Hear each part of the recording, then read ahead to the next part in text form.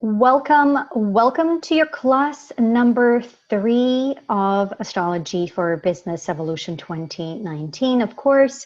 And today we're going to talk about your core gifts and your core values and see how those are intertwined and how we can identify them based on your astrological chart and why that is important. So core values and monetizable gifts, as I have expressed it here, but we're going to see how these terms are interchangeable, at least in the way how I teach this and apply it as well. So how this applies to your aligned offers, your aligned money channels, if you like, and really bringing your best work into the world, or even more importantly, I feel is really how to know how to embody these gifts and really your worthiness. We're gonna touch on that as well, very, very importantly. So with that said, let's get started.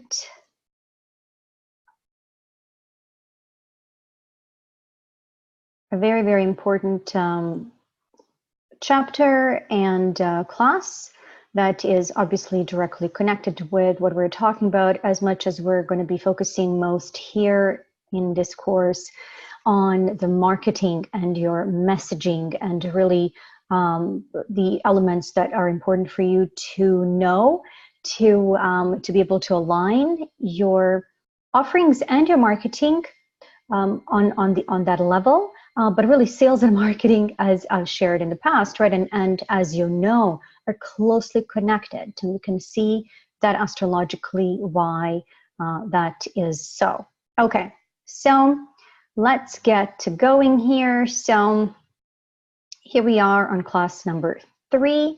So once again, what we're going to cover today are your secret gifts. So based on your astrological chart and aligned money and investing channels, I'll have slides for you to be able to play with that and work with that. We go into more detail in my financial astrology course and also astrology for investing when it comes to aligned money and investing channels. But I do have a slide here for you to get to start thinking in that direction, as it is important. So also your unique contribution to embrace when creating your signature style, because we can have a signature style. We can have a great brand even, or brand awareness, but really to truly start connecting in within ourselves and actually really convert, as we like to refer to that, right? What really we stand for primarily, because there are other elements of our chart that also let us know or can help us to align with what we stand for here in different ways. But then also really converting that into sales, importantly. And then importantly, that we feel really good within ourselves.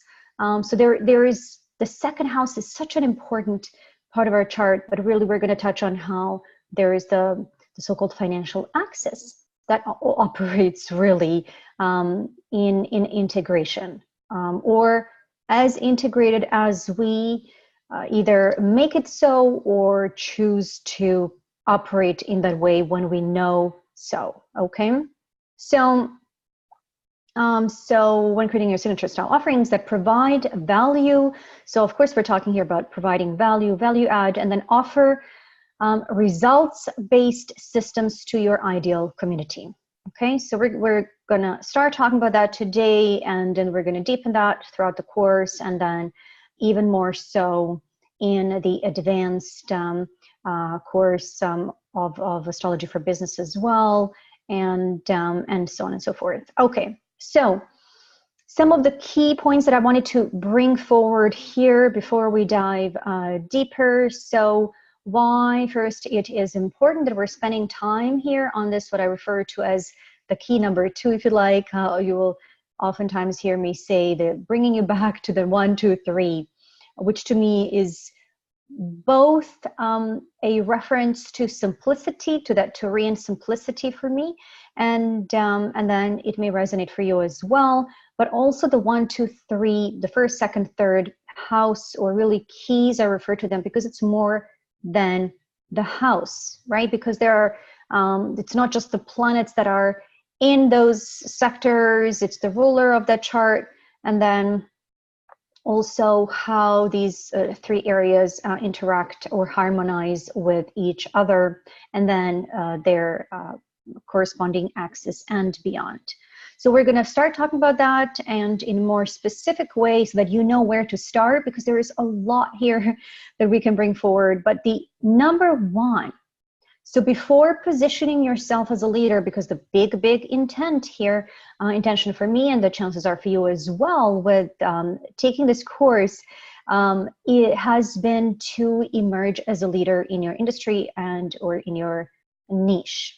Okay, so before positioning yourself as a leader, why it is important that we are aligning here with the second key, or the second, again, right? The second house really just sounds a bit linear. So hopefully that makes sense what I'm saying. So knowing thyself, knowing yourself, number one. So the sun, moon, ascendant, obviously, and then also the 1, 2, 3, you're going to hear me refer to that and bringing you back to these elements throughout this course, and the rest whenever you have really key business questions, whether they are connected to your brand, whether they're connected to your positioning, whether they are connected to your marketing and sales conversion, and so on, right? So knowing yourself here, what I'm referring to is especially now what the second house helps us as we are transitioning from, okay, knowing what I stand for, right? Knowing how I need to show up in the first house. We talked about that last time. Now, what do I have to offer, right? So I usually describe that ascendant, right, as that first impression. So when we walk into a room, when you actually walk into a virtual room as well, what is the first impression that you offer? And that typically people will pick up on. So, but then what are we also offering as we show up? Because it's one thing to basically show up, right, and bring our energy into a room. And then the next step is really, why should people care, right?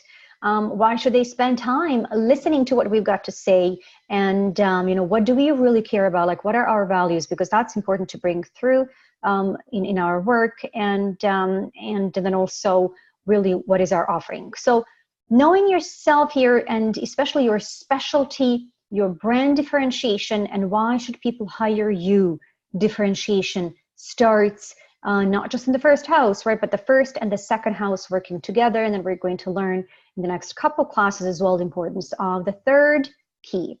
Okay, so before you position yourself as a leader, right, which we're going to talk more towards the later part of the course as well as we bring these elements together, it is important to be willing, first of all, and then also to know, and then obviously follow through on that, to shift from a generalist to a specialist perspective, or really operating, right? So a difference between being a surgeon, if you like, versus a general practitioner. Now, we need general practitioners in the world as well, and that there is a value to that, and most of us have started that way in business. Now, typically as we launch, as we have more businesses than one, we learn obviously from doing the first or the second time how to do that more effectively. So once we obviously know ourselves and we have more experience in that particular way, and life experience in general, is it helps us then the importance of knowing ourselves and then our specialty. But in the beginning, right, most people typically will start as a generalist. But before we really position ourselves as a leader, and then, you know, it is important to shift from this perspective. And so this is what the second house really offers us. I believe, and this is obviously how I teach it and how I would like for you to work with it. Obviously, it's one way to work with that. Now, why also it is important? Because in addition to giving us an important key to shift from a generalist to a specialist and be paid accordingly, okay? Because, I mean, think about, again, how a surgeon would be paid compared to a GP, and then also the way how they operate, right, as well. You know, seeing a certain volume of clients, compared to working obviously on a special focus. Now, obviously surgeons can be busy too, and this may not be, it's not an ideal here, basically comparison, but hopefully gives an idea. Number 3 here, before positioning yourself as a leader, what we also need to know, we need to know our value, right? How many times have you, and the chances are if you're working as a coach as well, or in some level, right, offering consultations, and the chances are if you're taking this course, you are doing that in some capacity in business, is how frequently do you hear clients not knowing how to price their offerings, or even when they do, right, and it's how often do we get stuck in that? And then even when we do, really, then really following through on charging that and positioning that in a particular way, so that then we're not diminishing the value of that in the way how we are also packaging those services too, right? So all of this, while there's a strategy to it, from a business perspective, of course, really what works and the best practices and so on and so forth, there is an energetic to it that cannot be denied. So knowing your value, charging your value, and then communicating your value starts in the second house. Even if you in the first, again, to me, first, second, and the third really work like the 3 siblings that need to work together, or 3 team members, if you'd like. Obviously, communicating our value continues and really solidifies in the 3rd house. So what we're talking about here is embodying your worthiness. And why that's important, because it impacts your perceived and really perceived by yourself, how you perceived your desirability and deservability, okay? And then your worthiness, and then also how the chances are, how you perceive that, other people will pick up on that, whether consciously or subconsciously, okay? So your perceived desirability and self-esteem, or really desirability as well of your offerings too, that's connected, by the way, connected also with your natal Venus in your chart as well. So we expand a little bit more on that in the financial astrology course. But we're talking here about how here in the process of positioning, we need to be really anchoring ourselves and aligning with really this financial areas in our chart and financial keys, so that we can really embody our worthiness more fully, because that's directly connected with our self-esteem. It's going to impact not just knowing our value, charging our value, but communicating our value, and that is, as you can imagine, going to impact everything else. And obviously self-worth and the net worth as well, directly connected. So otherwise, if we don't do that, what happens is that we're more prone to doubt, and then creating healing crisis over healing crisis, and then negative debt is what I'm talking about here, not doubt, but here. So we have doubt, and then we have also debt, which is connected with the 2nd and the 8th house polarity, in particular in the 8th house, right? Which is connected with where we can overextend ourselves, or actually where we do need to surrender to be supported, and or right, borrow money potentially from a bank, and in order to use that in our business, in our life, and so on and so forth. But that can also be a positive debt, right? It could be as the Rich Dad, Poor Dad author, right, refers to that as that there is the good debt and the bad debt, right? So there is whether that money, when you invest that in, right, is that going to come back to you, or whether it is just for day-to-day consumption, right? Is it going to be reinvested in some way? So anyway, I'm not going to get into that in detail. We go into that more in financial astrology and astrology for investing, but it is something that I bring through now in most of what I'm teaching as well, because, not only because I have Sun and Taurus in the 8th and beyond. So if we're not aligned here, and once again, we're talking about before you position yourself as a leader, or as you do that, obviously we can start focusing here on our alignment as we build our presence as well, very much. Because the negative debt, the doubt, the healing crisis, right, the overthinking, all of that stuff can serve as a distraction from your specialist path, It's like taking our sweet time, right, to emerge as in our fuller potential. And creating money crises, relationship crises, health crises, and so on and so forth. Obviously, I'm talking here, especially when there is a pattern to it, right? If it's continually showing up. So worthiness here, I've got a little asterisk. What are we talking about? So worthiness to receive love, well-being, joyous abundance, plus, right? Basically to receive what you desire more in your life. Number 4, as right positioning, and I'm really talking here, now we can say, oh, most people are leaders, or oh, everybody is a leader. Well, we all need to be in our self-leadership, right? We all have Aries somewhere in our chart. We all have Mars. And yes, most people can really step into that. Really what I'm talking about here is truly making that transformational impact and being able to focus in on that at the level that we right, or you desire, right? And so in order to really do that more fully, we need to be willing to scale our work.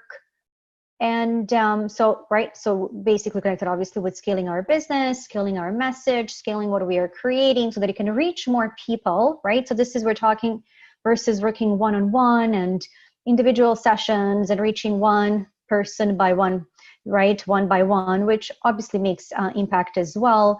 But there is only so many those individual sessions, for example, we can do before, right, we can be facing a burnout and so on and so forth. So scaling your work so you can reach more people and more, not just more people, because it's not just about the quantity, it's about quality, of course, aligning with your ideal clients. Ideally, we'll talk about that in the next couple of classes, and then more easily so that you can focus on building relationships, because that really is what a CEO, right?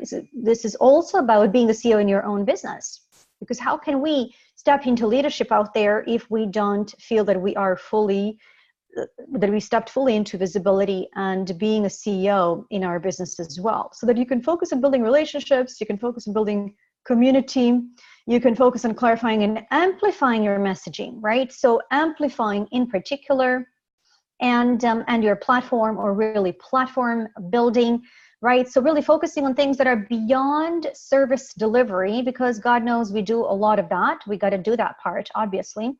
That's one of the core things in the business.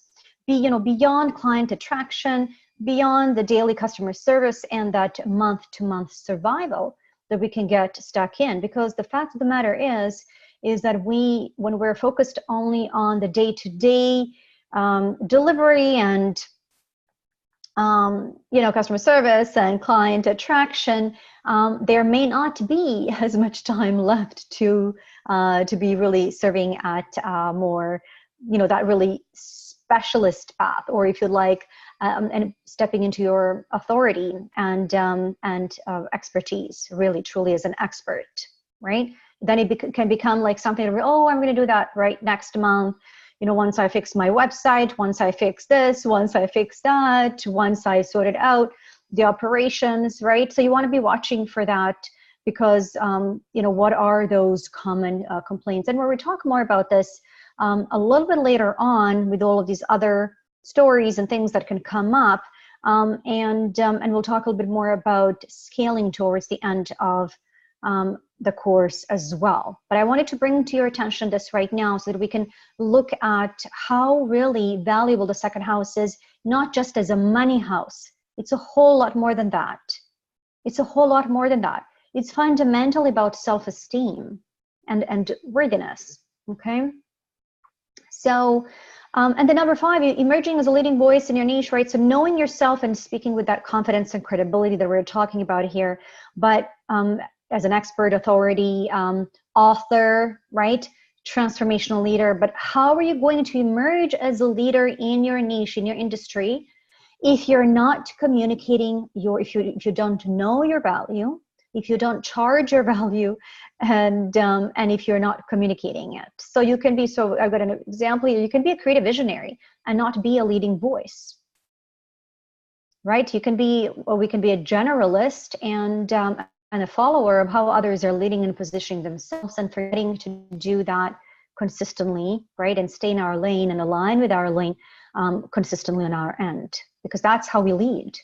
What if most of what as leaders we got to do is actually knowing how we are aligning with our own path and really how we're inspiring others to do the same, right? So there is a part that we need to teach and or that we can teach, right, and show. And there is also the big part of how we do what we do that people resonate as well, right? Without even needing to say that in so many words. So I wanted here just to get you to start thinking a little bit here about the importance of shifting from the generalist to a specialist a little bit earlier than a few years into your business, for example, or at least at this point, wherever you are, that you can, because really, and I want to make this clear. I don't believe that we're ever fully just operating from the generalist perspective or a specialist. We can be flowing through that depending on where we are in our business, depending even on where we are in our mood and what's going on. So but you want to be noticing this and seeing, because typically we can step into that generalist perspective when we are trying to kind of avoid clarity and avoid amplifying what we do here and almost like repelling more work or more clients on some level, or being afraid to step into leadership. Because as we do that, right, as we start really amplifying our work and reaching more people, we realize that it does require more clarity and then also, if you like, more acceleration or more speed to be able to basically create that momentum, okay, and not constantly be falling back to re-clarifying and so on and so forth, and rebranding and so on and so forth, as we can sometimes hear people oftentimes talking about. And so, okay, so I wanted to hear now, before we dive in as well, just a couple of quotes on worthiness and here wholehearted living. Okay, so I'm not going to get discussing this, but I just wanted to share that because I found it very helpful. These are by Brené Brown. In fact, I have her chart in a moment here. I think may be useful as we start talking about the second house and the financial axis, really. So closely connected to how our relationship with the worthiness.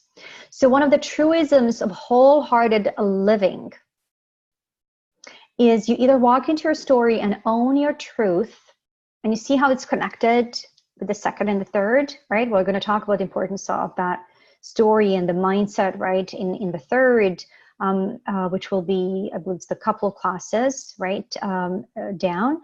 And but also the money mindset or the money story as well, we very much experience and relate to here as well with what we're going to talk about today.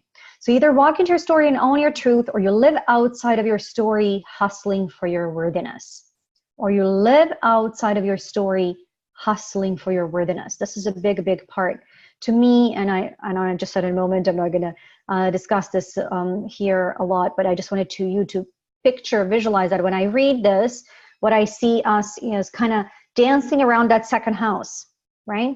And getting too attached to our ascendant, or getting too attached to our midheaven, or even other elements in our chart like the sun and the moon, and feeling like, for whatever reason, oh, do I have planets in the second house? Oftentimes I'll hear that. Or what does it mean, or right, when I don't have planets? It's like we're just, oftentimes there is such a gold opportunity here, I believe, as astrologers and healers and coaches and transformational leaders, to help people, especially from an astrological perspective, to align with that energy in this important aspect of our being, really, as well in life.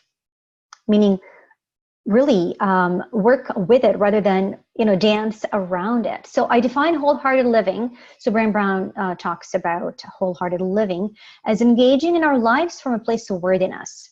So obviously for her, and we can see that based on her design, we're going to see that in a moment, it is connected with the worthiness. It means cultivating the courage, compassion, and connection to wake up in the morning and think, no matter what gets done and how much is left undone, I am enough. Can you see here the importance of feeling I am enough? And where would you place that in the chart? Well, exactly what we're talking about today. On Worth and Worthiness by Oprah and Kafka as well. Over the years, I've interviewed thousands of people, most of them women, and I would say that the root of every dysfunction I've ever encountered, every problem, has been some sense of a lacking of self-value or of self-worth. Okay, and do you recall Oprah's chart, right? With a very, very rich second house. And so that makes sense, right? That obviously she would be bringing that forward, right? She has that, if you recall, all of those Aquarius energies in the second house. So meaning it really is, she was meant to bring that to larger audience and really human groups, if you like, and beyond, humanity. And but it's interesting, right, that with all of the thousands of interviews, right, that she's done, and obviously we know the importance of that, but I want to just bring that as well, as we can see that through people's design here, obviously some of the important inspiring leaders. So even if no salvation should come, I want to be worthy of it at every moment. And I find this is so, so important. So, this speaks to being, just feeling that worthiness, right? And that embodying your value at every moment. Like that alone really is worth so much. Just the sensation of that, just the embodiment of that. So that all the other gifts of the second house, if you like, and there are other financial houses as well, that we're not going to get into that today. But the second house is such a foundation for embodying that. Even if no salvation should come, I want to be worthy of it at every moment. To me, that is just so profound. And here is Brené Brown's chart. I'm going to talk about her chart probably a little bit more detail, maybe in some of the upcoming classes here, but how interesting that she has with what we've just read, right? Venus in the second in Capricorn. Because Venus in the second is fairly comfortable there, right? Because both Venus and the second house have that connection with worthiness and embodying our value, our deservability and desirability. Okay, so when you get to a place where you understand that love and belonging, your worthiness, is a birthright and not something you have to earn, anything is possible. So not something you have to earn.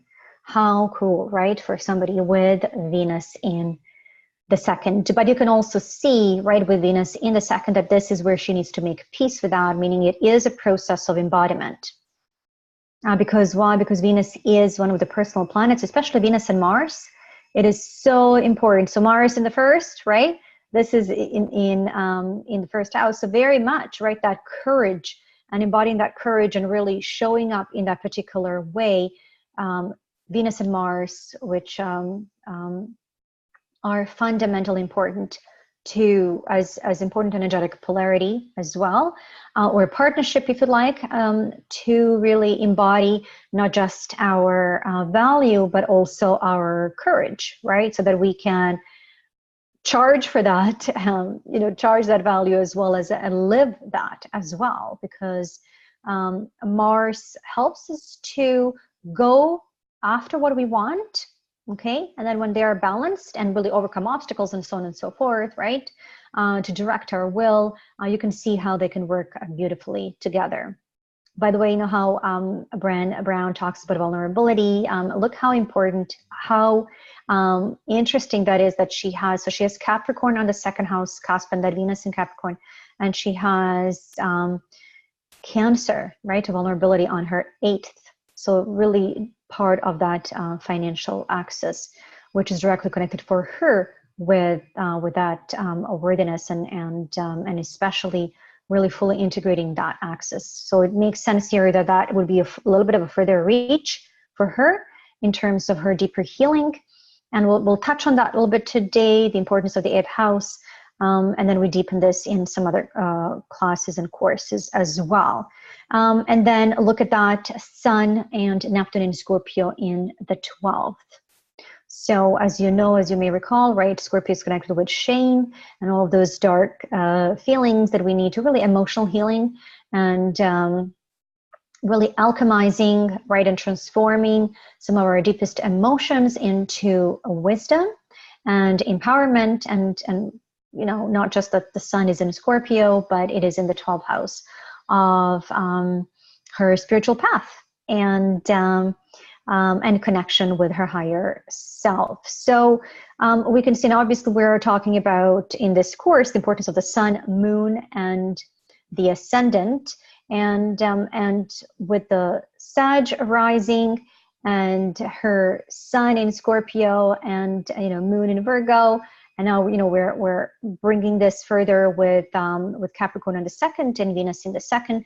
Hopefully you can see here how a lot of what she talks about is shown in her chart. Okay. For example, moon in Virgo, in case you're wondering, right in the 10th, right? Was there just a quote a moment ago? We talked about how much is done and how much is left and undone, right? So this is a busy, busy Virgo moon, especially in the 10th house. So we could say this is a moon that desires productivity, right? And interestingly enough, right, it's the moon also that desires or needs to make her emotions known and visible, right? It's interesting, really interesting moon. I oftentimes see it with actors, in fact, and those who do need to work, or even nurses and healers as well, that really work with emotion. So work with emotion, moon in Virgo, okay? Anyway, we could talk about that a bit. So a little bit more on owning our stories and worthiness by Brené Brown. Walking into our stories of failure and hurt is like walking into that cave in Yoda's swamp. And to me, this is very much that Capricorn on the second. If you recall, with Capricorn is really where we gain wisdom of the importance of making mistakes and not avoiding that, right? Capricorn really, and even Saturn, offer us that wisdom that we may not necessarily get to learn in other areas of our being, if you like. So it can feel dangerous and foreboding, and what we must ultimately confront is our own fear. Now, 8th house is very much connected with our fears, some of those most deepest ones, and she has Cancer there. And so wherever we have Leo and Cancer, those are right, ruled by Sun and the Moon, are some of the most essential areas in our chart, right? So not just the Sun and the Moon, but also where we have Cancer and Leo. The most difficult part of our stories is often what we bring to them, what we make up about who we are and how we're perceived by others. Yes, maybe we failed or screwed up a project. Remember Venus in Capricorn in a second? So her relationship with failure, really making peace with that. But what makes that story so painful is that we tell ourselves about, is what we tell ourselves about our own self-worth and value.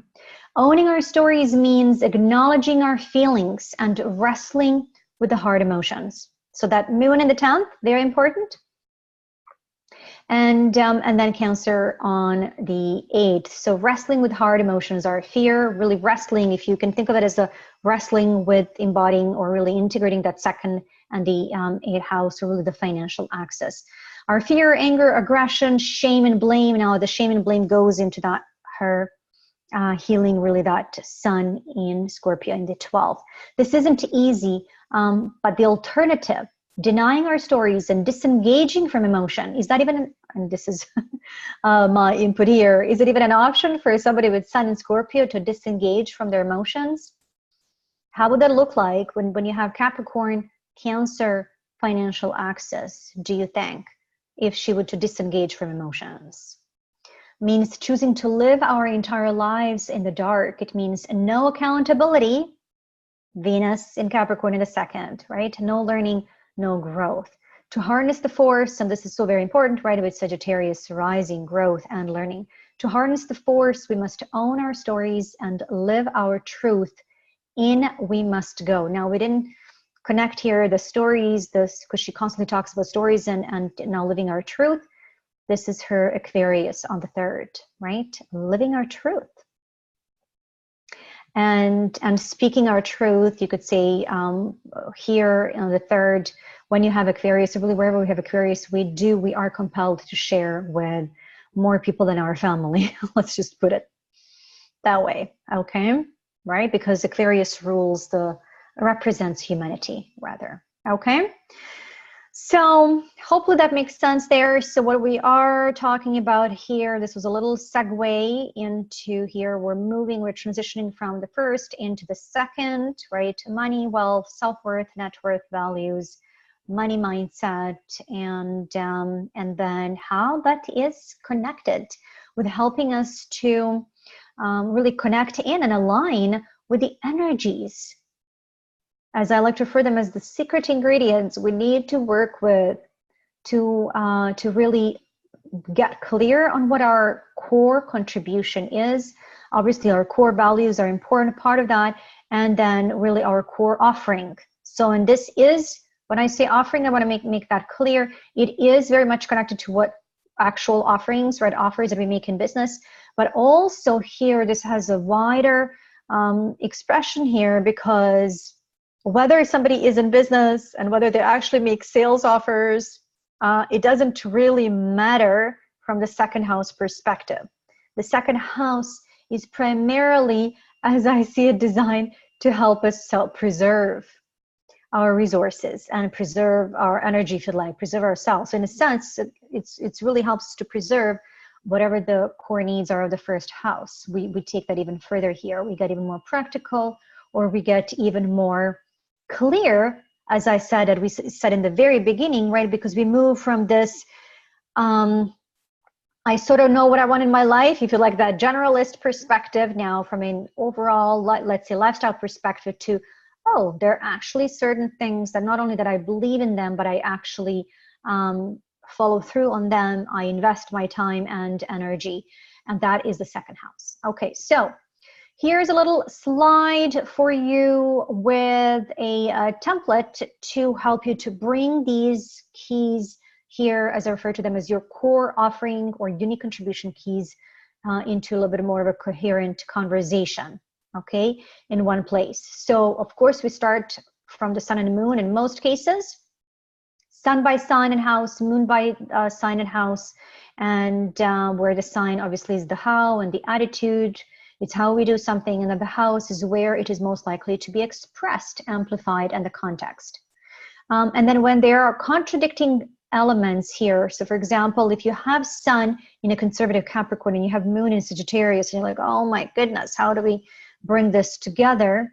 Then obviously remember that the ascendant is going to basically give you also, right, and then you can come back if you'd like to that first class or the previous class on integrating the ascendant with the sun and the moon. Okay, so consider the ascendant and or the north node for more clear direction, meaning, is this person, right, or is this expression meant to be a little bit more down to earth, or are we talking more expansive perspective, right, more fiery, or is it meant to be, in some cases, integration of both, or maybe several elements? You may even get, but typically you will find here some affinities. So for example, even if the north node is in water and you're like, okay, what do I do now? Because I've got 3 different elements, or even ascendant can be, let's say, in Cancer. What do I do with that? What house, for example, would be the ruler of the ascendant, or what house would be the ruler, what house would be the north node, okay? So don't get too carried away with too many elements. Start with the sun and the moon. And now what we're bringing is the importance of just honoring here the energy of the second house and seeing how we can work with it more practically. So, so we're looking at the second house sign, and then, so basically where the actual cusp of the second house is. And then if there are any intercepted signs, meaning if there is a sign that's completely intercepted, does not appear either on the first or the third house cusp, it's completely intercepted in the second. Or if you have what I like to refer to as the almost intercepted, but only if it's like over, I want to say over 23, over 25 degrees. So it's like almost included. And otherwise, please mostly pay attention to the cusp of the second house, and then basically any planets in the second. And then the ruler of the second house, which we're going to see through the examples, if you can work with these 2-3 elements together, okay? So the second house ruler now directs self-expression of the second house towards increased self-worth. So the difference, obviously, between the first house ruler and the second house ruler is, right, it's going to direct the expression of those two areas, but the first house is going to be more towards our general expression, right? And the second now towards self-worth and towards alignment with personal values, towards monetizing gifts, right? Towards things that we really, we don't just say we value, but we typically put some weight behind it, okay? If you have Pisces here, for example, just to hear, okay, you will have a second house ruler being Jupiter and a co-ruler Neptune. So just wanted to remind you that you may have 1 or 2 rulers here. Don't get too carried away again. If you just prefer to work with 1 or 2 elements here, you can do that when you're ready, right? Then add the ruler and then a planet in the house, especially if things are not adding up. And we'll see this through the examples, through, say, several examples of people with Leo in the second house cusp, but then the sun being in different houses, or Virgo in the second house cusp, but then differences between what we've got in that second house and where the ruler is. Now, if you have a planet in the first house, but it's at the very end of it, and it's at the cusp of the second house cusp, it's just that it's not technically in the second house, it's technically in the first, you got to keep that in mind as well, okay? Because you could be missing that important element if you are not paying attention to that. So I call that an amplifier.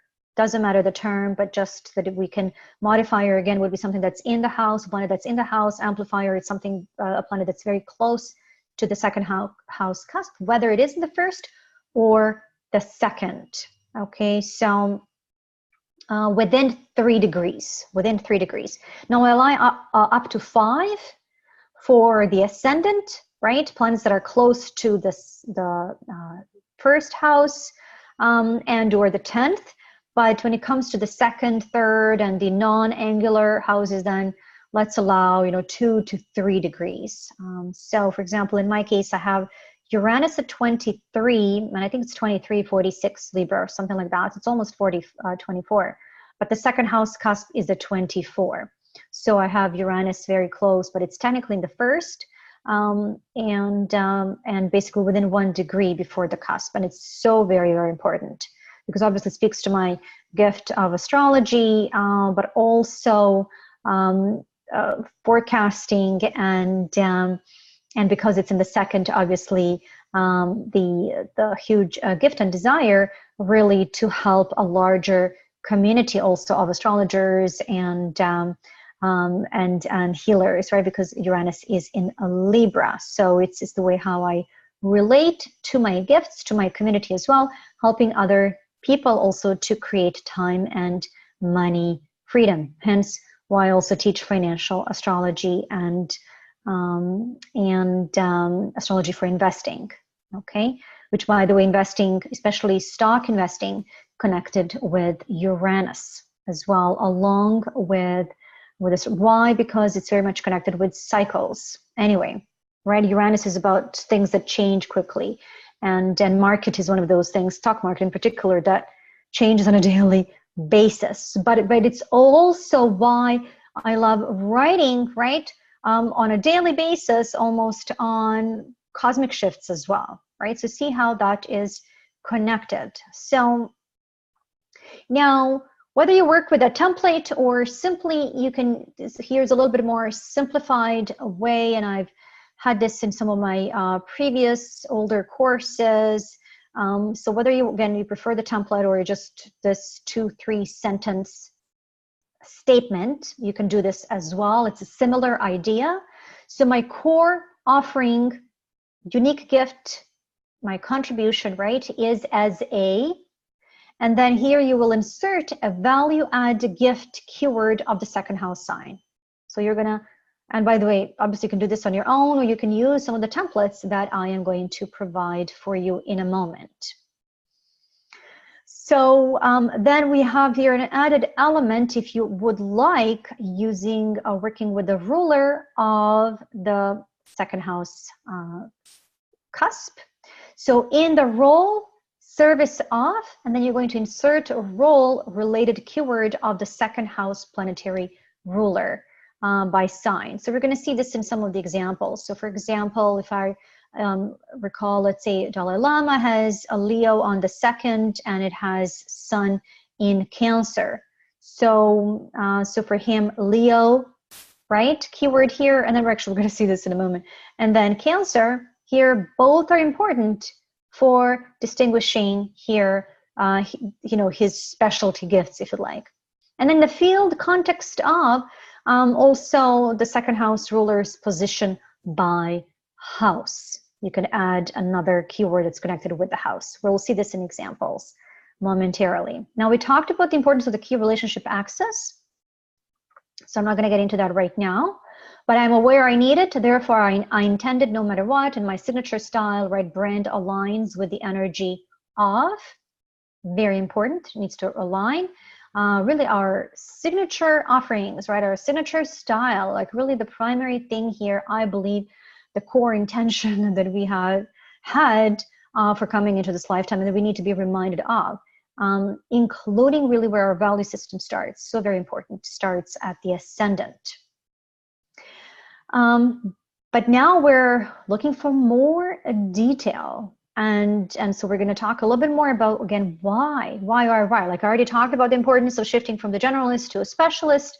So this is one of the values really that the financial axis offers, primarily from the second house perspective. And that's where I'm going to keep your focus, hopefully, primarily today. The 8th house is important here, but we explore this more in financial astrology and astrology for investing classes. And some of the healing classes as well, because it is an important healing perspective that it offers. So I am here offering really a perspective that it is important to have, to consider both the 2nd and the 8th. And, but you're also going to hear me regularly remind you that you need to be leaning more into the 2nd house. There is a reason that you have the 1st and the 2nd and the 3rd in the order that they are and in the signs that they are. And that the 8th house is a little bit of a stretch, just as the 7th house is a little bit of a stretch. And the 9th house, right, is a little bit of a stretch. There's a reason for that. Now we can keep that in perspective, but you've got to be focusing here more on here, your core needs and where your value system consolidates. Right? So it starts in the 1st and then it consolidates in the 2nd. I know that the many astrologers teach the values are the 2nd and maybe Venus, but in my experience, it really all starts in the 1st, and especially some non-negotiables. The difference here in the 2nd is that from a business perspective, we're talking more monetizable gifts, because we're going to have gifts in the 1st house very much. These are some of the core gifts. But they may or may not necessarily be the ones that we are guided to create into every use in creation of every course or every offering that we do. We may or we may not. There seems to be a little bit more flexibility with that when it comes to how we make money, for example, and what we invest money, time, and resources in. The 2nd house, on the other hand, is more essential to get clear with that, okay? And so I have valuable gifts. Not only I know what I need, right? And therefore I'm going to intend it no matter what. I have valuable gifts to offer. By the way, some of the most valuable gifts that we offer are the energy that we offer. And then, of course, offerings that we make, which, depending on what people do, right, can be all sorts of things, from teaching to healing to consulting to creating products and so on and so forth. Therefore, I invest in developing, owning, and sharing them regularly. This is the important perspective that we need to be leaning into here. So I invest in developing, owning, and sharing them regularly. I've decided to work with it more consciously. So why are we doing that again? To increase our worthiness and create aligned results. Aligned to what? Well, right? To me, it's, for example, could be well-being and joyous prosperity and financial freedom. For you, it can be something different you're going to see here based on the second house. And so my sales strategy, core offerings align with the energy of. Now, of course, sometimes you're going to be like, oh, I don't know if I'm really connecting with this right now, whether I have actually done this. But the more you work with it, really, again, the invitation here is to do that.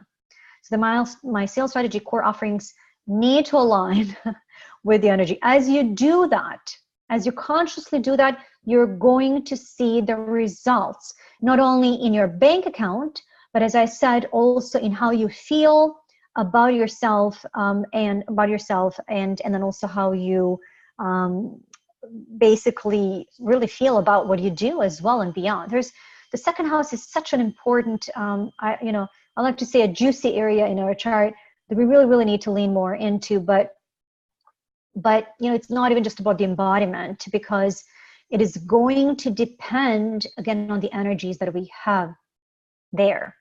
Because while it is more like a Taurus, right, earthy house, we may have Libra on the second. So Libra, for example, I have Libra. So for me, relationship building is foundational as well. Really what I find myself, as much as I teach and preach about well-being and, and efficiency and organization and so on and so forth, and obviously wholeness is the primary number one thing with Virgo rising.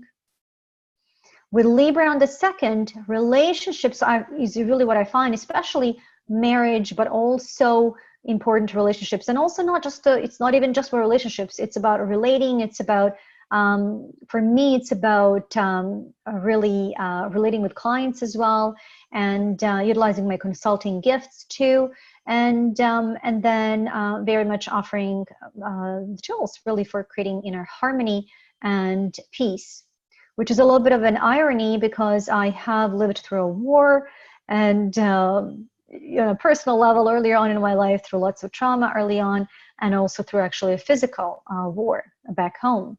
But it is something that I've always brought forward in everything that I, through my corporate work, as well as now, what I do in terms of the energy that the clients really receive when they work either with me, or let's say when they're receiving information or reading my stuff and so on and so forth. So now there is an aesthetic component to Libra as well.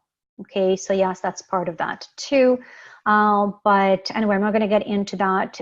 This is such an important personalized process. We can talk about it, we can share it with each other, but you need to be connecting with that Libra on the second, or whatever that is for you. It could be Virgo, it could be Aquarius, right? Whatever you have there, because what you have there in that area of your chart and of your design is going to be personal to you, not just by the sign, but by other elements in the second house, and even how that feels, because even all based on the degree, which we're not going to get into today, but there is that part that you really only will know. And so even when you're working with clients, don't overthink it too much. I've provided here, and I'm going to provide tons of keywords as always that you can work with. And then sometimes our mind will try and solve that for the client. You don't have to solve it. We don't even have to solve it for ourselves. Just work with the keywords that are provided, and you will see as you do that. Some of them are going to resonate right away. Some of them maybe be triggers. It really is a process that of self-discovery. The 8th house, I'm invited to more deeply heal the aspects of my relationship wounding related to, and then the 8th house sign, a keyword, and then I tend to heavily project and shame the aspect of myself related. So this is such a heavy thing, hence we're not going to get into the 8th house here today, but I wanted to bring it, as I have been more and more so, in this polarity perspective. Because if you're only looking at, if you're like, oh, but I'm just going to focus on the second, you can, especially if you feel like you haven't been doing that enough, if you've been focusing more on the ascendant. But if you do get stuck, start, especially if you're looking to optimize your financial prosperity and or whatever you have, again, because again, if you have, like I do have Libra on the 2nd, it's going to bring the importance of other areas in your life into focus. That's going to be beyond money. That to you is an important resource to have, such as for me, relationship harmony, for example, and then also ability to relate, to engage with others who are on the similar path. And so and really bring more peace and harmony into that process. So my shadow, yearning for deeper integration versus basic awareness of our shadow self in the 7th. So we talked about the 7th, where we start discovering, becoming aware of our shadow.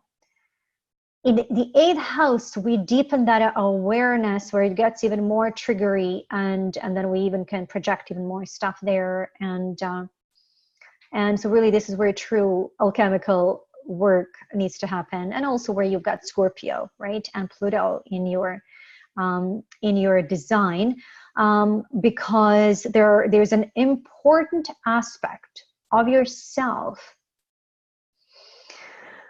that you need to merge with or bond with, that if you reject doing that, it is, it very much, you're going to feel that. You're going to feel that lack. You're going to feel that lack of authenticity, or lack of that something where it can just feel like this big fear, or some terror or something, because 8th house is connected with all of that deeper emotional stuff. Now, depending on wounding as well, especially relationship wounding. So if you have Aries, for example, an example, Aries on the 8th, deeply healing your inner masculine, for me, for example, right, with Libra on the 2nd, Aries on the 8th, a will, a risk taker. So here I have a little question. What happened that time you took risk and followed passion, right? So if we don't want to be in judgment, you're not solving 8th house for people. This is why you will often hear me say, right, I know I'm walking the sacred ground here, right? Anytime we're providing any feedback and advice to anybody, especially when we're reading the energy for them, or they're interpreting their design, but especially when we are talking about the 8th house, it really requires even more self-awareness and knowing ourselves, because it can bring up our own stuff and wounds and whatnot. But really there is important shadowy self here, and the wounding, that as we're willing to be with that and transform that, it is going to release so much powerful energy that, we could have done some of that work in the 2nd. Yes, we can, which is why we're going to be primarily focusing on the 2nd today. But depending on where you are on that integration work, you're going to find that there may be some important ahas here for you to have from that 8th house perspective as well.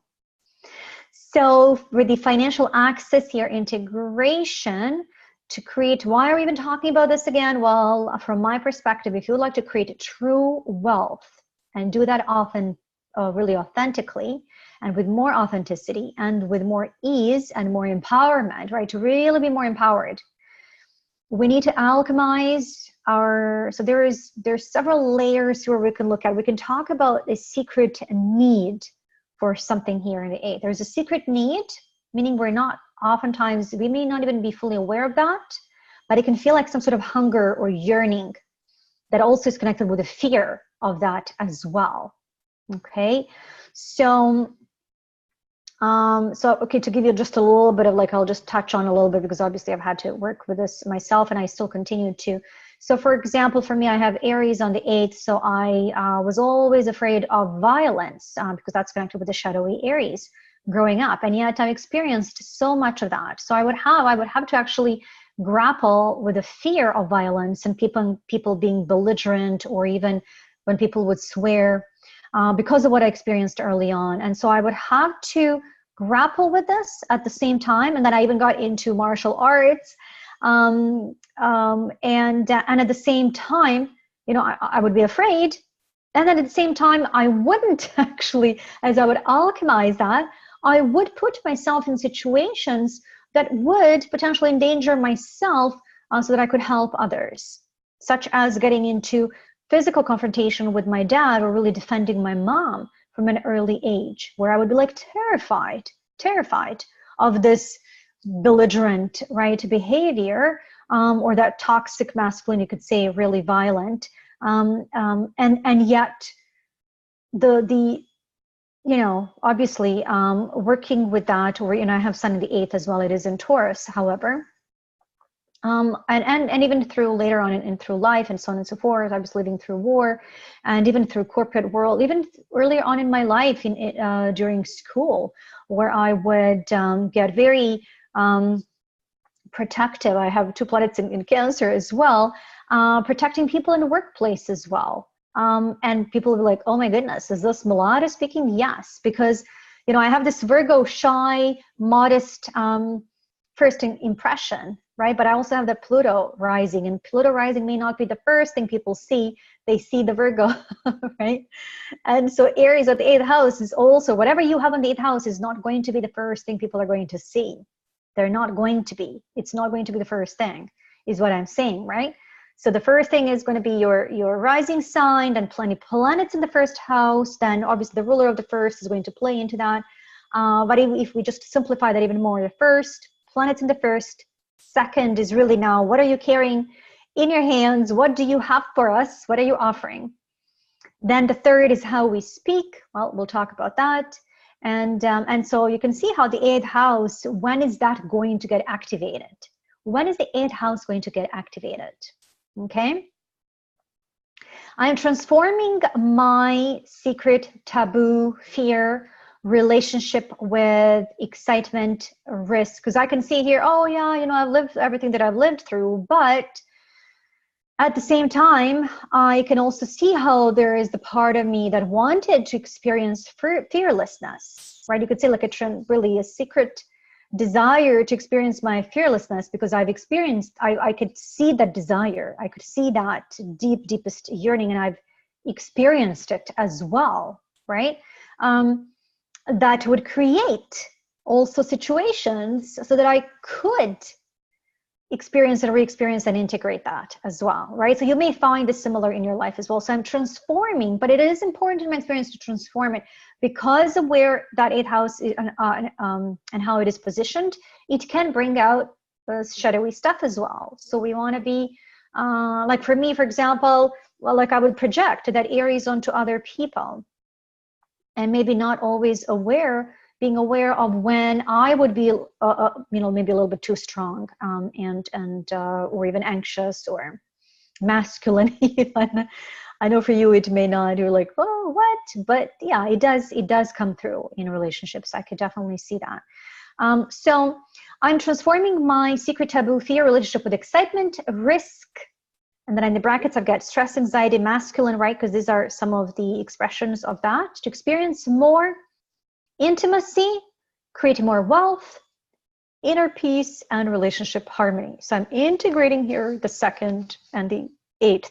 And I can tell in my experience, this is so important. And there's just so many layers that you're going to be unraveling and discovering if you work with now, ideally when you know your time of birth, okay, and obviously for your clients, if you are going to be working on helping them to discover that for themselves, okay? So here I've got some slides for you to work with. So 2nd house, I consciously value, desire, regularly invest in, and prioritize from. So Aries, activity and autonomy. So we are going to find the people with Aries on the 2nd house.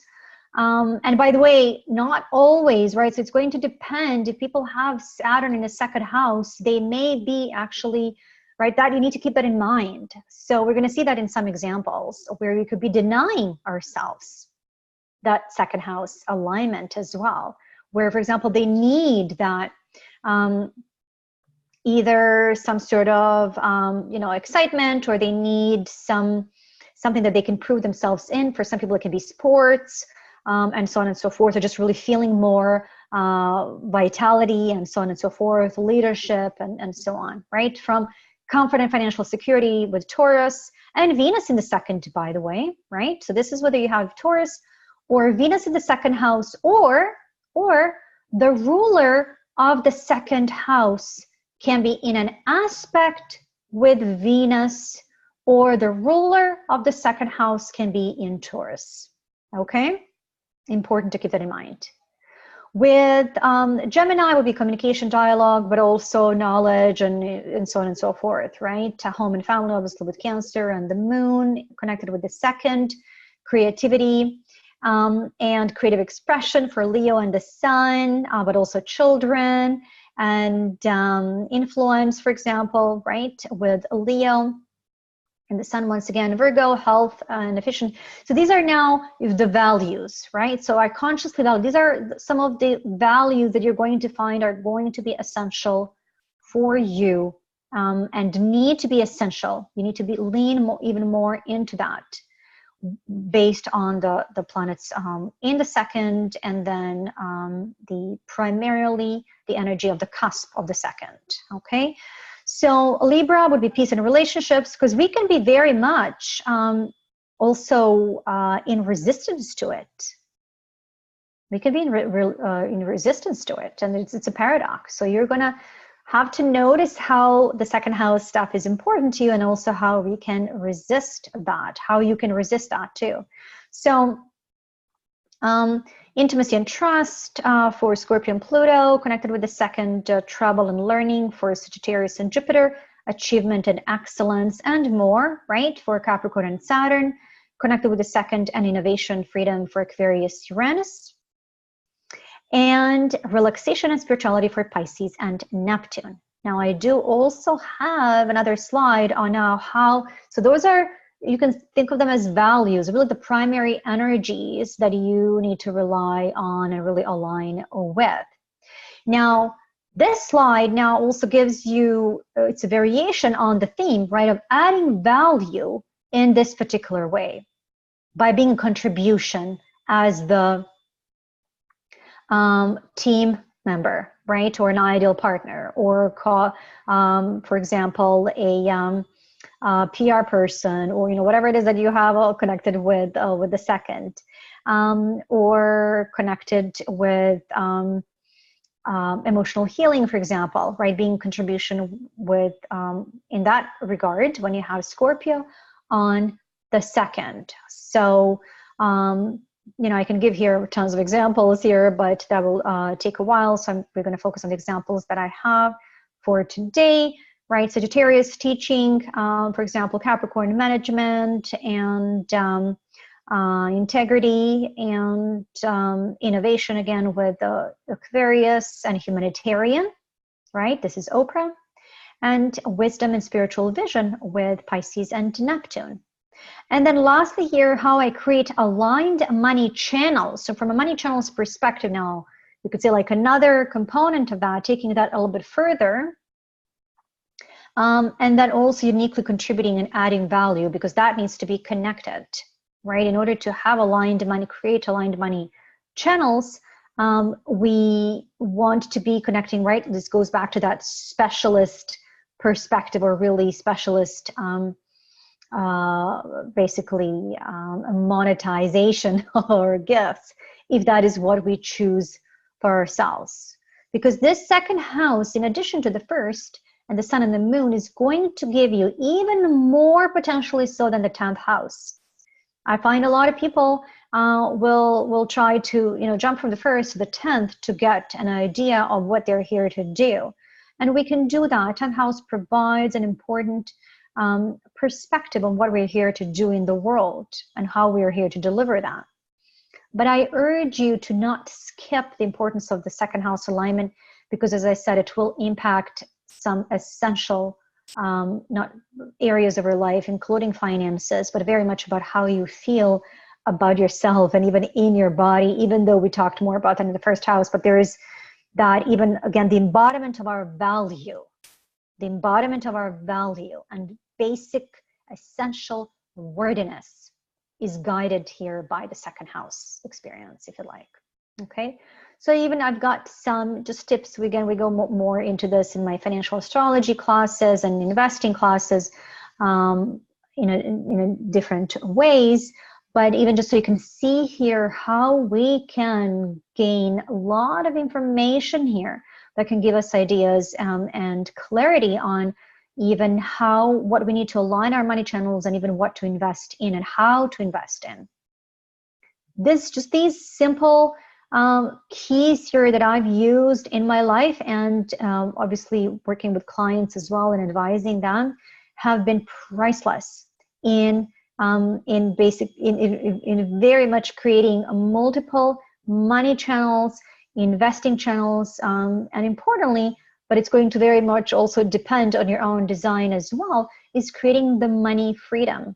Okay, really also a relationship with the resources here, which time is the most important one. Okay, but that's going to be even more important for you if you have Capricorn or Saturn connected here. Okay, ta-da! So with that said, from generalist to specialist in the second house, so we've talked about the moon and instinctively knowing how to do certain things, right? We touched on a little bit on the south node. We'll talk a little bit more about the south node.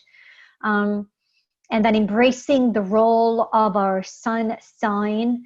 By the way, the rising sign can give you also an idea of the realm of where you are to apply your gifts, such as in an industry or even the particular direction. So we've been looking at the ruler of the ascendant by house. Where are we most likely to find you? Spending time. Work is a big part of that. So the ruler of the ascendant. But once again, when we go to that specific now, not just the industry we're going to find you, but the department of your specialization, the second house, from my perspective, really comes in handy here. So our unique contribution, that unique differentiator between your peers, unique value add, your competitive advantage, the self-preservation gifts, which they are connected with, knowing how to differentiate yourself from others based on your core strengths, because why would you want to do that based on your non-core strengths, right? Could have been an expression here, could have been that first job, or something that you find also yourself saying, oh, if everything else fails, you know, my 10th house calling, if that doesn't work out, then I can always get a job going back to this. The second house is going to give you clarity. So you can even, if you look at your first job, if you've had a job, like a 9 to 5, right, or even part-time or whatever it was, see if that gives you ideas and deeper understanding of your second house. So it's first step in positioning yourself in the market. So the first important step. So again, the ascendant to me is really, while it is really technically where we start getting clear on our brand identity, if you like, but really our personal identity, here really we start talking more about the positioning as well. But again, the ruler of the ascendant will also help you with that. It's like the next step, right? That's step number 2, 3. So the second house can help us answer, why should we hire you, right? Whether you are working as an employee or in business, right? For people, why should people work with you? Why you? And what are you carrying in your hands when you show up? What do you help? What can you help us with? What do you have for us today? And what do you actually do? So if I want you to sit, if this is making sense, or if you're like kind of wondering how you can deepen your understanding of this here, what we're talking about, if you maybe stop the video here and just spend a couple of minutes writing down a sentence or two on what do you actually do in a simpler terms, I want you then to go back and see in what ways that is connected with your second house. What do you actually do to help people? All right, so what I actually do is help people what?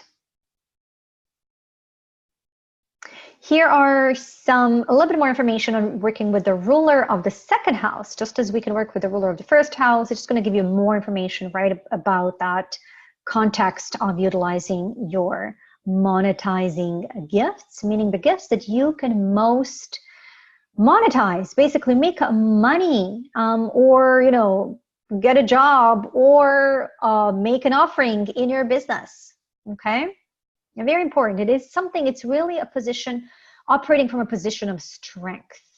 Okay, so if you've taken this course before or similar courses, you have seen me refer to the second house as your, or the ruler of the second house as your money guide or money healer.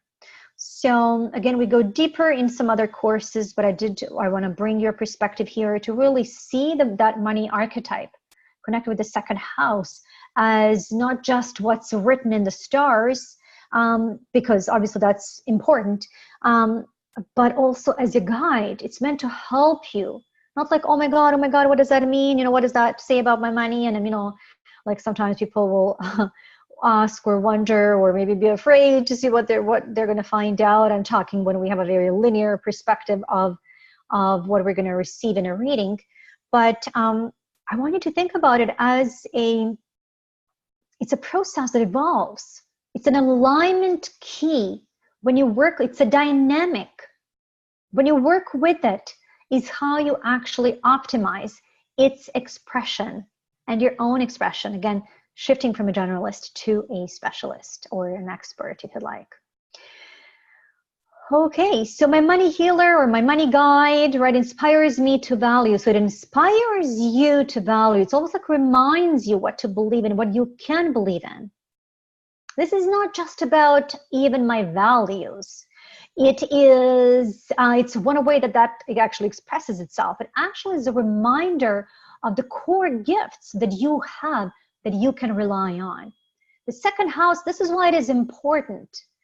Yes, we can develop these gifts. Yes, we can invest in them. We can learn more, but you actually can rely on your second house gifts even more than your 10th house gifts. And we'll talk about the 10th house gifts as well. Really, when we talk about gifts, I will most often refer to the second house, in fact, because these are the gifts that you have worked with in multiple lifetimes. Again, you're carrying that in your bags everywhere you go, or your bag, or really within yourself, right? In your soul's expression and your soul's memory, if you like. And really, the gifts, even when we are resistant to embodying them, they're actually going to be one of the most easily embodiable gifts than some other ones. So very important. Again, you're operating here from a position of strength, even when you're resistant to embodying, because we all, on some level, right, it's not the whether we do or not embody them, it's the degree to which we're willing to do that. And on, you know, and how does that look like on a particular day. And then also by healing my relationship with, right, that second house energy, I effectively heal my money beliefs and money story stuff that no longer supports me on my path, thus aligning with my highest worth and self-respect. Self-respect. By the way, some of these words are going to be even more important based on what you have. So if you have Capricorn or Saturn in the second house, or pretty much, or ruler of the second in aspect to Saturn, self-respect is going to be very, very important for you here to work with, or structures, right? And boundaries, right? No wonder that boundaries would be connected with self-respect. Archetypally, we can see that. Okay, so here is our first example. So we have Kamala Harris. And so we touched on her Gemini rising, and then, right, that Gemini Sag polarity, really the core relationship axis, and how that's important, especially with nodes aligned with that. You know, she says speaking truth, demanding justice. So Gemini, very important, right, for anybody with Gemini rising, that you're willing to speak up.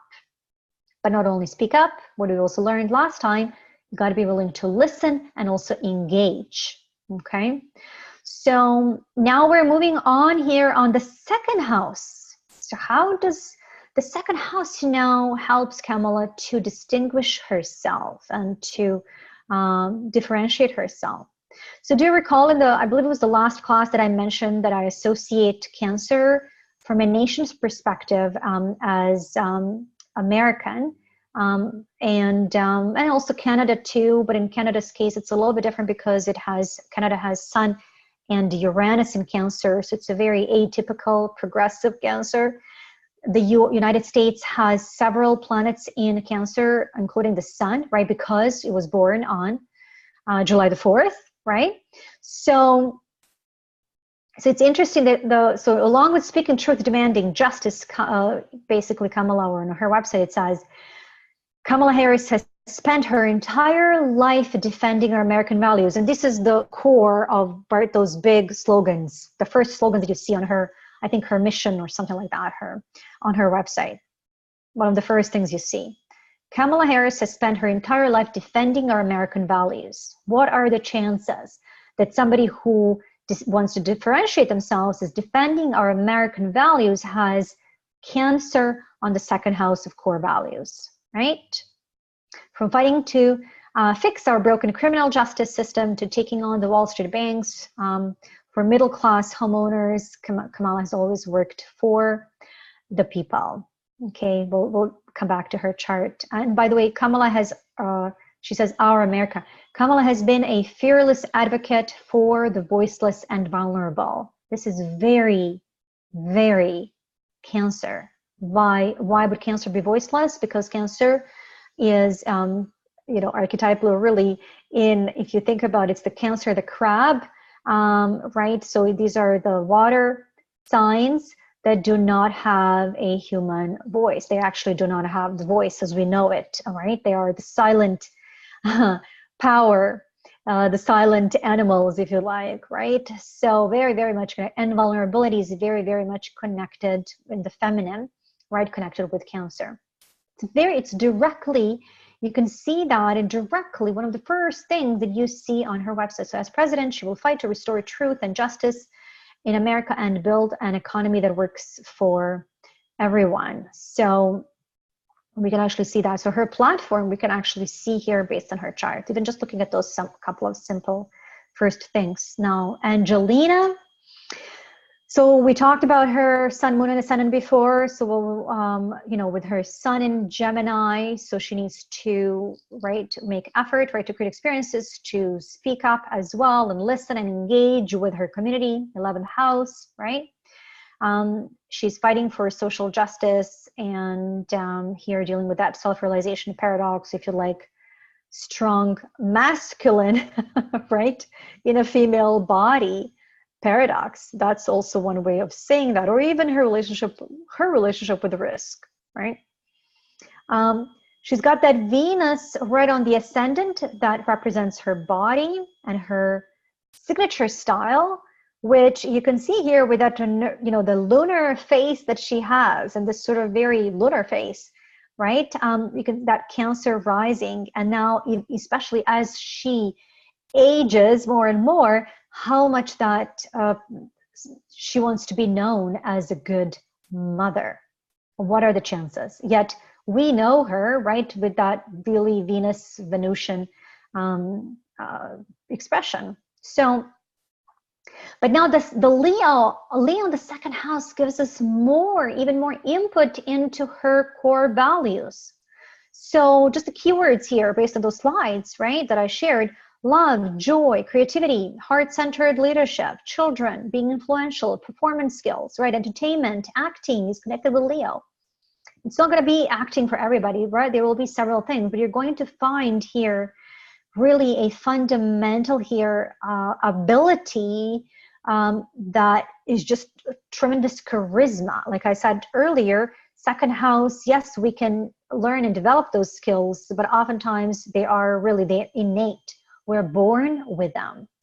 So in her case, right, just as she shows up, you can see how she can rely on that charisma. And obviously you can see that connection, right? Both Cancer and Leo are connected with parenting, and those both things are very, very important here. Now we're going to see that in a statement format here. Angelina's a money healer inspires her to value and valiantly believe in what? In love, right? Or confidence, or even being confident in love, and radiant self-expression. But this is, of course, about self-love. Don't forget, the second house is very much the self-preservation oriented. So when we say self-love here, it's essential for Angelina to be self-acceptance at the first, and then here, especially self-love, in order for her to what? Know her value, charge her value, and communicate her value as well. So, and by courageously healing her relationship with love, light, fun, playfulness, inner child, right? And heart-centered leadership, she effectively heals her money beliefs and money story that no longer supports her. Healing her relationship with the inner child. You could say also with creativity, with fun, and so on and so forth, right? And we talked about Angelina's signature style as an advocate for women's rights, or if you'd like, sensual, soft, feminine empowered, right? I've got several wild woman, courageous feminine, right? Several ways you can express that. Now, when we look at the second house, simply by adding these keywords, and so the sun, moon, ascendant is going to be the same, right? So here, what is now sun in Gemini in her case is important, which it will be for anybody. As I said earlier, if people, wherever we have Cancer or Leo in our chart, it becomes doubly, the sun and the moon become doubly important. So because she has Leo on the second, this brings the importance of sun in Gemini very importantly. And she has sun in Neptune aspect, which by the way confirms also that sun in the 11th, that humanitarian work that she does. And with the second house ruler in Gemini in the 11th, you could say how this, we can really see how she invests in her children, okay? And then, but also children of the world too, right? The ruler of the second is in the 11th. 11th is of the world. It's very humanitarian. You can see she invests in children's education, humanitarian reform. 11th house is connected with reform. So we know, you know, and hopefully after this class, you will know whenever you see strong 11th house, this is massive impact, massive impact. So, or desire to make that in schools, orphanages. Okay, why did I get schools, orphanages? Well, actually, if we go back to, again, you may not know right away to pull all of this, but to start wherever you are at, is because, so the ruler of the second, right? So her core offering and her core gifts, we could say here would be teaching, entertainment, but then when we see that sun in the 11th, you know, sun in Gemini, this is speaking platform she needs.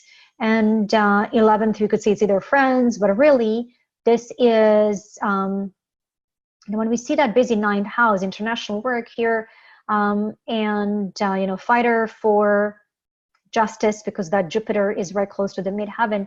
So this is, you know, confirms this is international, really desire to make that international impact and humanitarian impact. But the sun is also connected here. It's opposite Neptune, that Neptune in the 5th, right? This is a North Node, and this is why she has adopted several children. And Neptune is very much connected with selflessness. Sun, Neptune, this very much softens the expression of the ego, really with a desire to help many people, especially whom? Children, and the ones that are very much in need. They have, right? They have tremendous need. So that's where I've got the orphanages there. Okay. Now, it also, interestingly enough, right, how it works, brings out her filmmaking, right? Filmmaking, or you could say working with a film, or for you, this could be video. So really what allows us to reach more people, allows us to reach more people.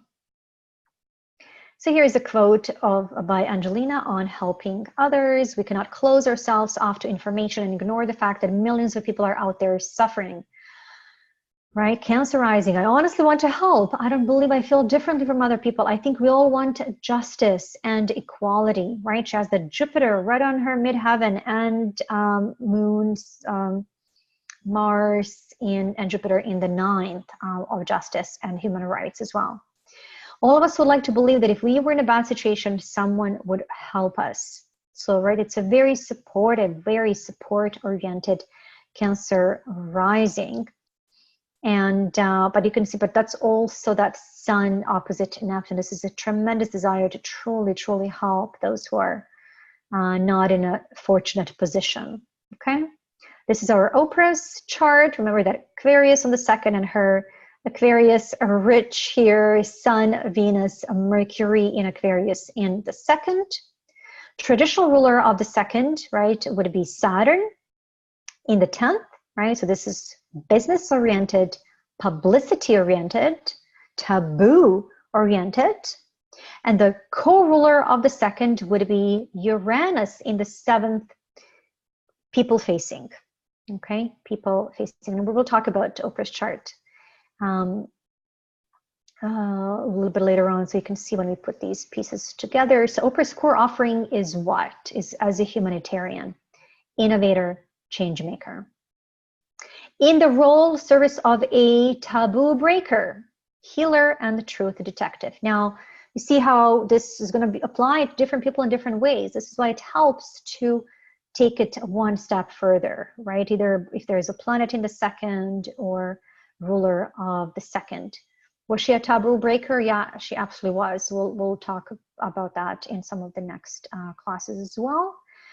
In terms of her style of interviewing and the focus on really bringing more intimacy and really emotional context rich. In fact, this is what she was known for in the beginning, and where she didn't think it was going to serve her really well because of how she would approach that compared to other people in the field. But this is exactly now what she's known for, right? Her unique style of interviewing. So in the field context of a professional achievement, business, public role, as well as relationships harmony. By the way, as we've seen, also connect 7th house with PR. So that's also, right, because really people know that when you go on Oprah, right, it helps their visibility in a big way. So while in many cases, obviously their producers decide who is going to come on Oprah's show, in many ways when you, right, when people make the decision to be more visible and really take action in that regard, right, they do increase their chance of being noticed by somebody like Oprah and reaching more people. So, but of course, Oprah does a whole lot more than that. So a little bit more on just working with her 2nd house healer, money healer or guide. And now we have Justin Trudeau, and now some examples of Virgo on the 2nd house. Now for Justin Trudeau, in his case, he has both Virgo on the 1st and the 2nd house crop. So it kind of makes it similar, easier to interpret.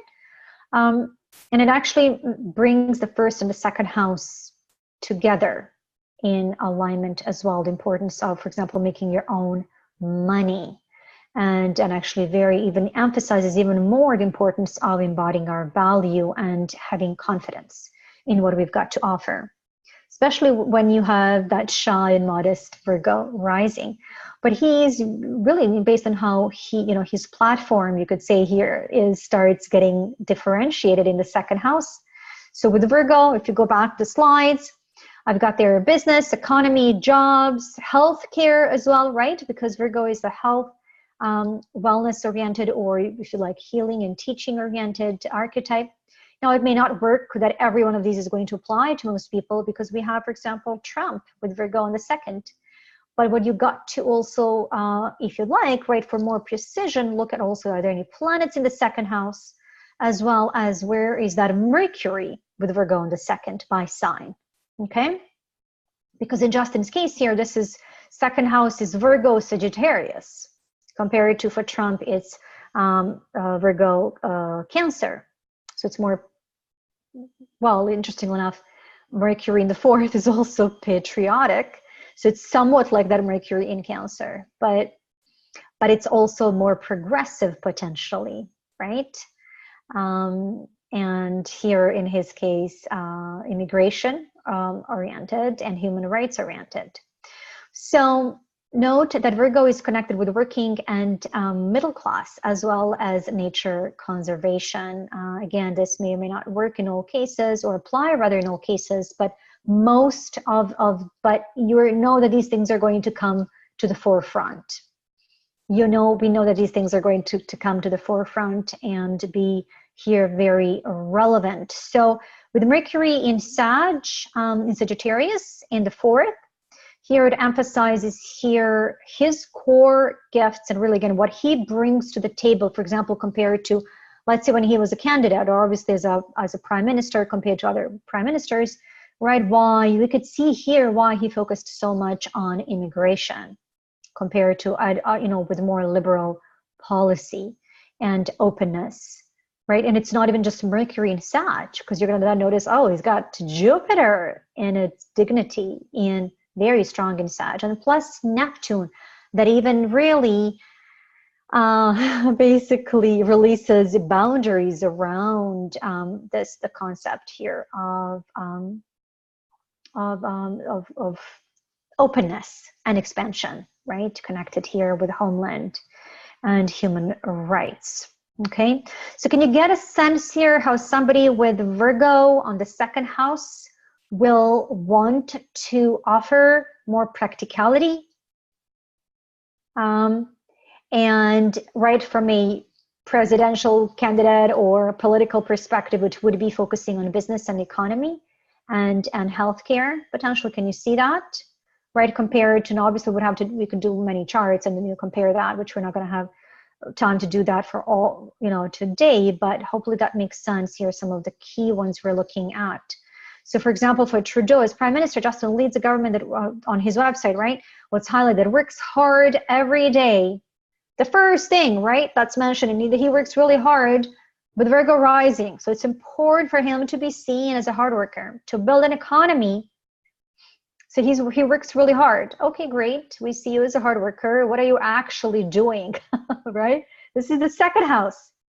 To build an economy that works for the middle class and people working hard to join it. That's his Virgo on the 2nd. His team is focused on creating new jobs, fostering strength of our Canada's rich diversity, fighting climate change. So all of these core things are mentioned literally in these 2-3 sentences, right, of his platform that are connected with his 2nd house. Can you see that? And the ruler of the 2nd. And there's more here. You can read right about his focus on the gender parity, and so on and so forth. Now, Donald Trump, on the other hand, we're like, oh my goodness, how are we going to apply that to Donald Trump? But remember, the first thing here we see is not Virgo rising. We don't see that modesty and shyness, right? And it likely would not work as well for him. That's not part of his style. That's not how he does. He does things more bombastically. This is very Leo, very popularity oriented, very prestige oriented, because it's the 29th degree. So the 29th, providing his time of birth is correct, but it really sounds like it is correct. This is a very, very important distinction here you can see compared to Justin Trudeau. Now, they both have actually that Virgo in the 2nd. So obviously he has been a businessman, so we can see that that would be one of his core gifts. But we also know that he hasn't been always what we would perhaps define as successful at that. And so, okay, let's see how this would basically be differentiated compared to Justin Trudeau. So the ruler of the 2nd is Mercury in the 11th. Interesting enough, 11th is connected with politics and committees and again, basically making bigger impact. Now, Cancer, if you recall, we connect with America. One of the first things that he is known that he wants to distinguish, that he chose, right, to distinguish himself is what? It's his America First policy. Ruler of the 2nd, how he differentiates himself is based on this patriotic, protectionist, and by the way, it's not just Mercury, he also has Saturn and Venus here, policy. Now, there's also Jupiter and Neptune here, so we can see how, as much as he has that Virgo in the 2nd, this Neptune makes this can make it a little wishy-washy. Now, I wouldn't say this for everybody, but in his case, because we know the situation, I would say that, because we know But he has also made it part of his policy is to relax financial and environmental rules and roll them back. In fact, that's what he has done. So see how we need to use, say, okay, well, we would say, okay, this is climate and nature preservation orientation there. But he, in his case, with Neptune in the second, he made it, and Jupiter even, it's like, oh, it's okay, right? Like Jupiter can be potentially a credibility gap. We'll talk about this a little bit later on. We gotta watch for, trusting a little bit too much in wherever we have that Jupiter in the second is also being lax potentially, right? Especially if it's combined with Neptune in, whether it's deal making, right? So the second house modifiers here would be with Neptune and Jupiter in a Libra. So basically it's Virgo, Libra here highlighted, not because there is the 20 degrees of Libra, but because they're actually planets in Libra. Okay, especially Jupiter and Neptune as I read this. And so you can see how as much as business and economy are highlighted, and by the way, Mercury in Cancer, economic, second house, protectionism, Cancer, or patriotism, America first, right? We also here add beauty and deal making and fairness and popularity, because he's like, oh, I'm the most popular, right, president ever. Well, that's what it's important to him, obviously, and we know that how that's true or not true, or how much fake news, right, that can be potentially or either inflated. Again, we wouldn't necessarily read that just based on Jupiter and Neptune, but once we know that that's the case here, we can see how that can be, as we're going to talk about this a little bit later on. There can be credibility gaps where we have Neptune, Jupiter. And so for him, the financial policy and also how he handles his own finances, right? Important. Typically when I work with clients, if they have Neptune or Pisces connected with the second, I will mention importance of spiritualizing money. Otherwise, and we're going to talk more about this in financial astrology courses, otherwise Neptune can be a money leak that can show up as evasiveness, evasion, or deception, or simply a money leak. So now here's another example. We have Richard Branson with Virgo in the second as well, but I mean a completely different person, obviously, and a completely different approach to business. And but very much, a successful business person with many, many businesses, right? And even in different industries and so on and so forth. So we can see here, he's got a Virgo on the second, but there is that support, right? That really healing oriented moon right on the cusp. So we got to keep that in mind as well. So it's like having Virgo in the subtone of Cancer there. So when you have moon in Virgo in the second house in Virgo, can you see how that would be nature conservation oriented? And then Saturn in Virgo will have a desire really here to, well, probably to be more frugal and save when it comes to his own personal money, basically to, we would say from a wealthy person perspective, to preserve his capital. Now, I know that when you read in different astrology books and so on and so forth, and people say, oh, I have Saturn in the second, that's why, right, I can blame my Saturn in the second for not making enough money. No, here is an example of one of the richest, successful and transformational leaders in the world as well, with Saturn in the second. You can absolutely work with it. The key is to understand what is that Saturn in the second asking of us. The way how I see this is that it really gives them here grounding to really bring this again even into business, because with this strong, the Leo rising and then the sun in Cancer in the 12th, can you see how this could have gone a little bit happy-go-lucky perspective? It's like, I'm going to hide from the world and I'll just live my happy lifestyle. If it potentially were not for that Virgo in the second and Saturn there, that says we got to make some tangible money here and create results. See? So this was Branson's signature style. We talked about, right, healing, service, preservation, earth preservation, transformational leadership with that Pluto in Leo as well. And then when from the perspective of his core offering, right, with that Virgo in the second, and in his case, Mercury in Leo in the 12th, can you see how that's different than Trump's Virgo on the second with Mercury in protectionist and America First oriented 11th Cancer? Here, Mercury in Leo is like, oh, and you know, along with the Leo in the first house, it's like, oh, we can see how fun and play are important here. And potentially either being more, I need to recharge, right, soul development oriented, or retreat, right, the desire to retreat from the world and really, you know, make more of a, I want to say, to me, 11th is about making more even visible worldly impact, but the 12th is actually also very much about making impact, and sometimes in ways that are not always, that are behind the scenes. Okay, so for example, for Branson, the way he does that is by creating, right, obviously purchasing and then creating that island, right, which for preservation of the special species, right, and endangered species and so on and so forth, right? So it's a healing sanctuary, but it was also created as for business retreat purposes. It's like getting, you know, away from the world and really getting together with some very right, well-known, oftentimes influential, really influencers and business people.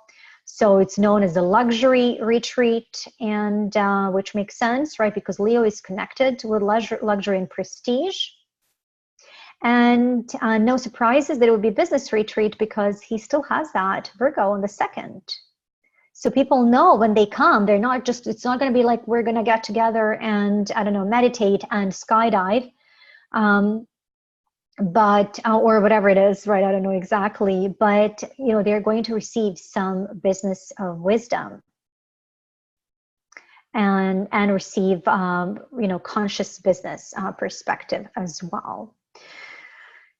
In a way, how we read Branson's chart here, right? So you can see that statement here with Branson's money healer, inspiring him to value and believe in environment, green and healthy earth. Now we could argue like, but how does this not work as such for Trump? So then you want to go back, right, to his chart and see again once with what I just shared, how would that work differently? So purposely I've included these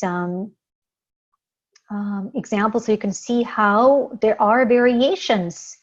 Not every Virgo in the second house is you know, there's always something to be desired as well, right? Trump has an opportunity to make 360-degree here shift and say, I value science, I value conscious business. And to me, that's what Virgo provides. But, you know, he still has a choice whether to do that or not. So Richard Branson is known as a conservationist. He made a climate change pledge, and he was also criticized apparently by making certain pledges and then actually not investing nearly as much as he would pledge. Remember Saturn in the second? So he's a Necker Island owner. This is very 12th house, by the way, right? Having your own land, or really island at the end of the world, and your own retreat. He was also criticized for tax evasion, and known as economic and frugal. I'm going to just go back to his chart here for a moment. When you have, wherever we have Saturn, this is one of the important areas where we need to build credibility. And especially when we look here, he's got that Jupiter-Saturn opposition. Jupiter in the 8th is very much where we can take things a little bit more lax. 8th house is connected with taxes. And second is the money, the gain, the profit. 8th is now the money that we have to pay to the tax man, or the money that we borrow, right? When we just look at it from that perspective. And so you can really very much see that here. I want to say the dilemma and the importance of integrating this Jupiter-Saturn, because this can show up as a fear of not enough, of even when we can have millions and billions. So it would be important for Branson to work with us. How does he do that? Is integrating the Virgo here. What is the more conscious way? And then also healing this here, Pisces, on which can be here really a relationship with that. Everything is going to be fine, even, you know, it's like not to worry, and we can escape the rules and regulations, and basically fuzzy up you know, it's important from a financial perspective to, you know, we can see here the capital preservation is important, but we can also see here that with the Jupiter in Pisces, an important area here to focus, which we're going to talk more in, likely in a financial astrology class. And because there's only so much time we have in this particular one. So a little bit here about the climate change pledge and the criticism he received. By the way, he was recognized as the most admired business person over the last 5 decades. And also as the celebrity dream boss in an opinion poll. I mean, what are the chances, right? Leo rising, celebrity dream boss, with the ruler of the first in the 12th. And then also as the most admired, this is Leo, rising business person of Virgo over the last 5 decades. And just a little bit about the controversy here with the tax evasion. So you can read up on that. And then some of the books that he's written. You know, remember the second house is the gifts that we've got to share. So the core gifts that we can rely on, which for Virgo in the second, you would want to see if there is some deeper business wisdom, right? Or money handling wisdom. Now in Trump's case, again, I know it just can keep coming up. It's like, well, how is that work? How has that worked? Well, obviously in some ways it has worked out for him. That Neptune in the second may have helped him to escape some of the regulations and the rules, maybe more than other people. So there are different ways that we could say, right, and define that success. And so we don't need to get into the detail of that, but hopefully that makes sense. And 14 lessons on making it to the top while having fun and staying green. A Leo rising, having fun, staying green, Virgo in the second. What are the chances these two things that represent his first and the second house archetypally are here very much in the gist of the books that he has written? The Virgin Way, if it's not fun, it's not worth doing. Again, how he integrates the first and the second. Here is our Dalai Lama with Leo on the second and Sun in Cancer in the first. So Dalai Lama's core offering here is as a heart-centered, charismatic leader, and also being political. So Leo, by the way, I connect also with political gifts for effectiveness and influence, right? Remember, it gives that charisma oftentimes, or it could be, again, performance skills and acting in some cases. So you could say political. I find, you could see how that for Angelina Jolie both applied. In the role or service of a tradition, tribe, safety-oriented caretaker, this is a healer, teacher, kind of.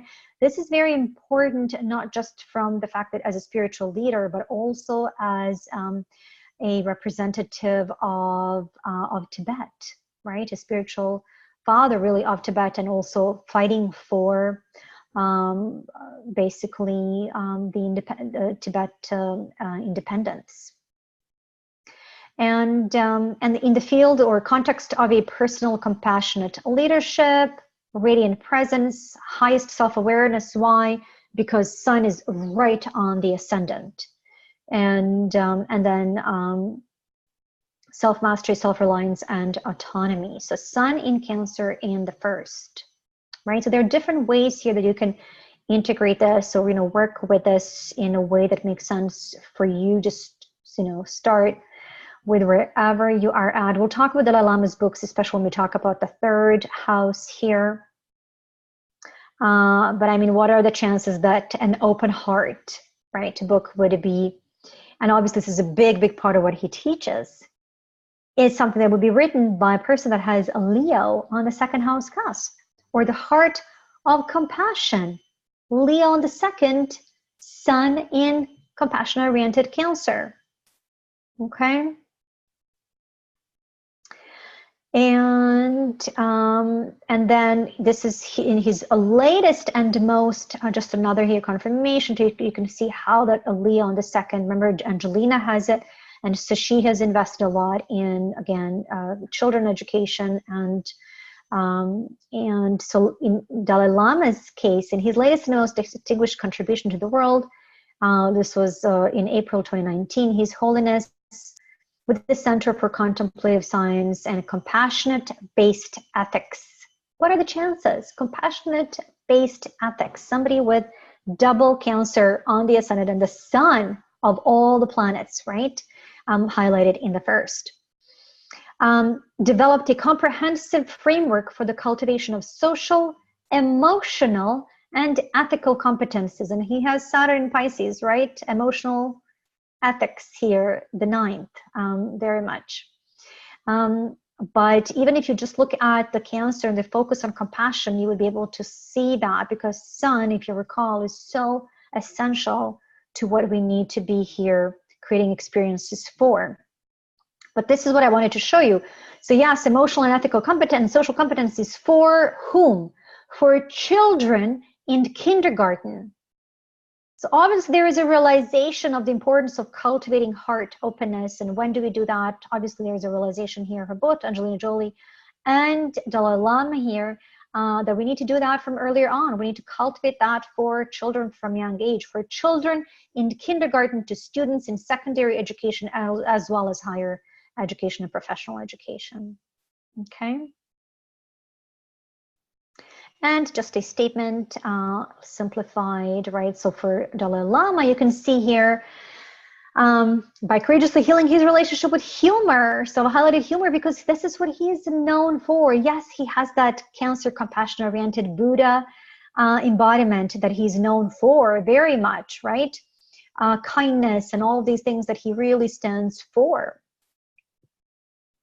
But it's also Leo in the second, that gives him that one of the things that when he shows up in the room, people know they're going to likely laugh. He will, right? He brings that lightheartedness to the conversation as well. Okay.